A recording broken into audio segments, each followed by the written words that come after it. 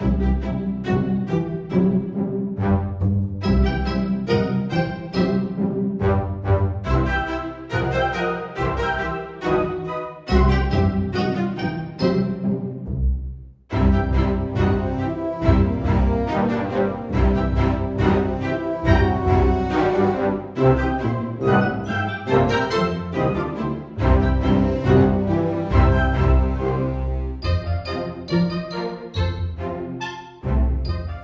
morning, superstars. It's so good to see you again today.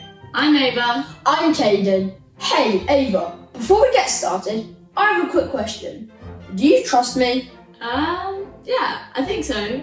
Why are you asking? Well, we're learning about daring to trust today, so let's put it to the test. Stand up. Turn around. Step forward. Now fall back. What? Why would I do that? Just trust me. Trust you to do what? Catch you, of course. Seriously? Yep, I'll catch you. Okay, now my turn. No way. I don't trust you. What? How rude. I trusted you, but you don't trust me. It's not that I don't trust you. I just don't. You don't trust me. I do. No you don't. Okay, fine. I'll do it. High five. So you can trust me.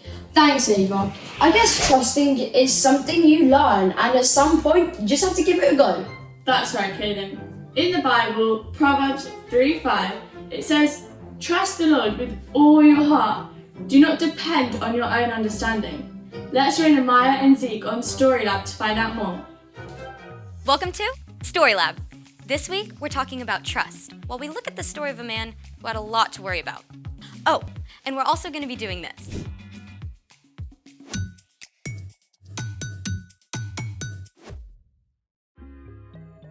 Hey, I'm Skylar, and this is Sebastian. And we're talking about trust, which is putting your confidence in someone you can depend on. Sebastian has an experiment planned for us today that I'm trusting will be incredible. Yeah, about that. You said you have something really cool. I did. I do. So... I didn't actually test it out yet. You don't think it's gonna work? I'm just a little worried. Well, what is it? This. We're gonna have a snack? No, we're gonna balance these forks together at once on the end of this toothpick, on the rim of that glass. Seriously? See, I knew it. No. We should try it. You'll think it'll work? I don't know, but just because you're worried doesn't mean we shouldn't try. Well then, let's make it. Step 1, interlock the tines of the fork. All right, what if we, did it. That wasn't so bad. Step 2, stick the toothpick through the middle of the fork. And yes. So far, so good. Step 3, balance the forks on the rim of the glass. And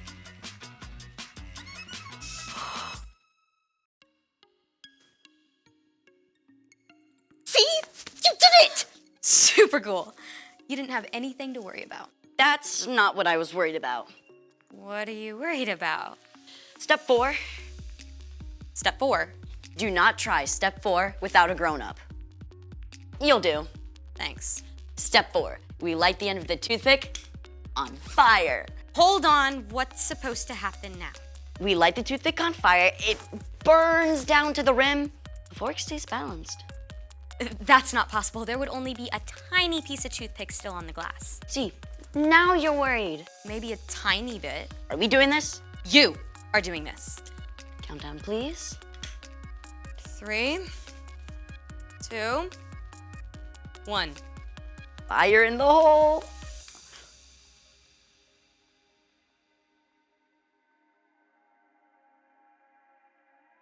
What? How is this happening? Hold on.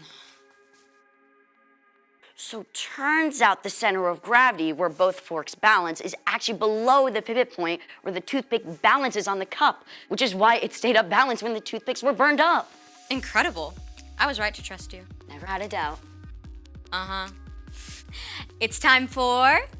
The story before the story. Today, we're in the very first book of the Old Testament, Genesis. The incredible world God made was broken.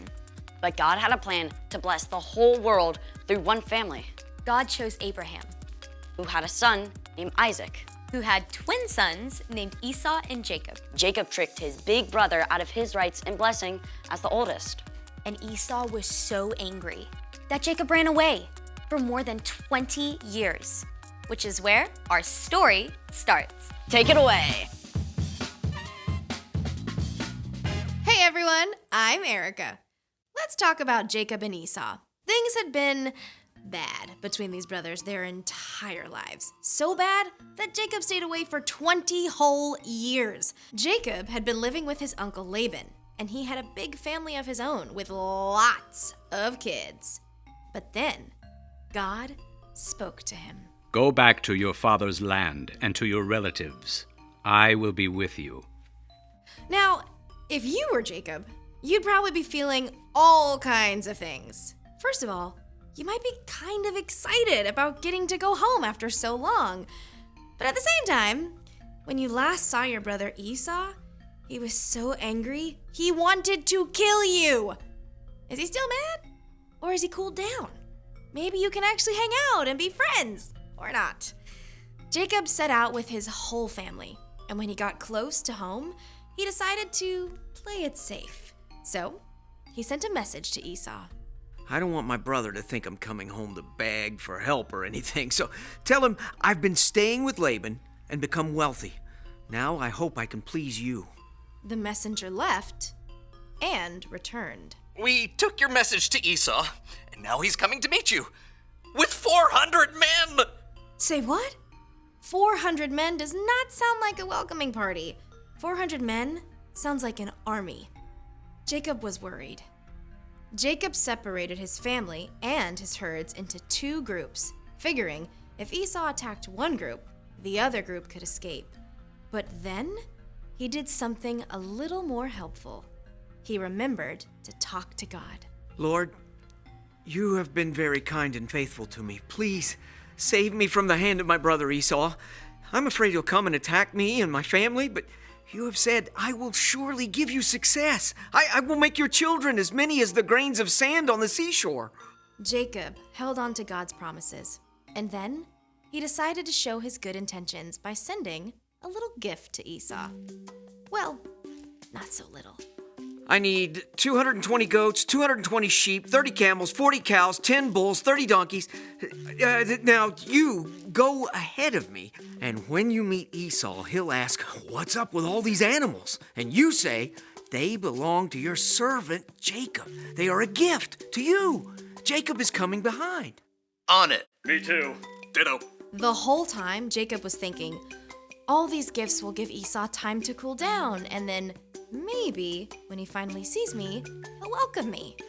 Jacob even sent his whole family ahead, across the river, figuring that Esau would not hurt them. Then, Jacob spent the night alone, wrestling with God. Literally. But that's another story. In the morning, Jacob looked up and saw Esau coming, with 400 men. After all he'd done, Jacob was still worried. But this time, he didn't hide behind his family or gifts. He went on ahead. And as Jacob neared Esau, he bowed down to the ground 7 times. It's the moment we've all been waiting for. The brothers finally meet. Jacob and his whole family are all tensed up because this could turn into all-out war at any second. But instead, Esau ran to Jacob. He hugged him and kissed him, and both brothers wept for joy. After all that time, their family was reunited. Esau asked, Who are all these people with you? They are the children God has so kindly given me. Why did you send all those herds I saw? I hoped I could do something to please you. I already have plenty, brother. Keep them. No, please, accept this gift. Seeing your face is like seeing the face of God. Then Esau went back to his home, and Jacob camped with his family in Canaan. The end! Wow. Jacob was so worried, but what he was afraid of didn't happen. Kind of sounds a lot like me today. I mean, I spend time stressing about something and then it turns out okay.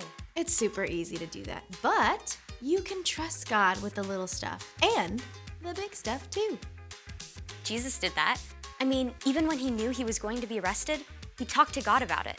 And then he trusted God to be with him through everything. That's right. You know, talking with God is a big part of trusting God. So, what's our part in this story? Well, maybe you're really worried about a big test. You can ask God to help you study and give you a clear mind.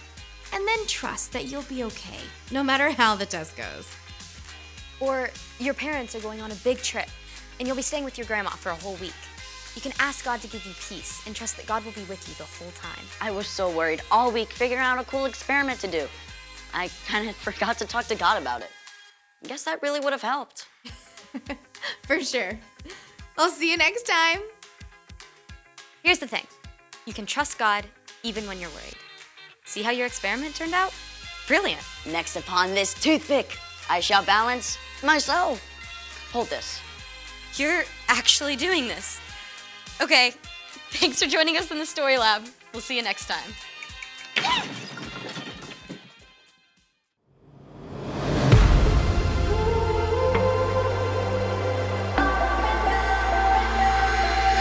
When I am up, when I am down, when life turns me around, should I go left?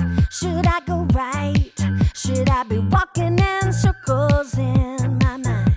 But I know God will make my path straight. I know I'm gonna shout and praise. My God can be trusted over and over and over again. My God can be trusted over and over and over again. Over and over and over again.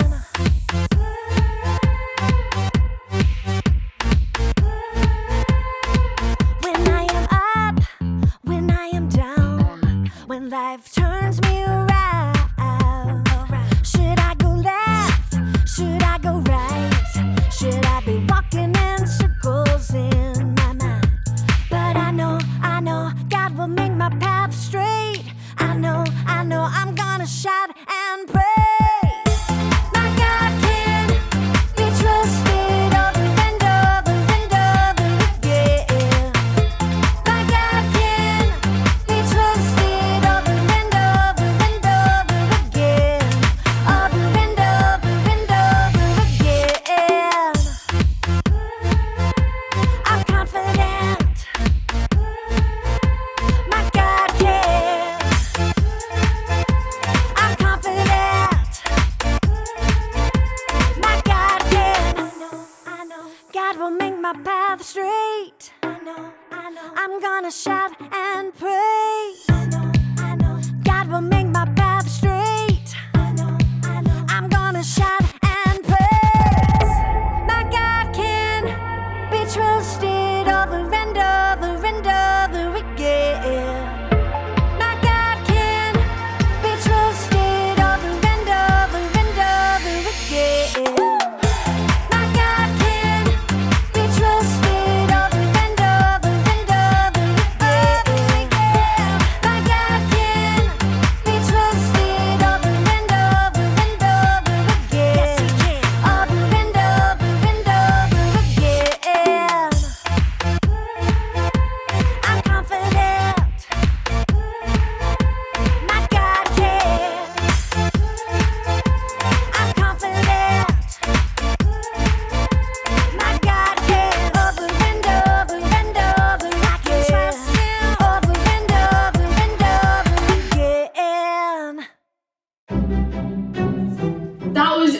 awesome. Yes, it really was. I love learning such important truths. Me too, Caden. I can't wait for next week. Join us again next Sunday online from 9:30 a.m. or on site at the Free Church Hall in Letchworth from 10:15 a.m.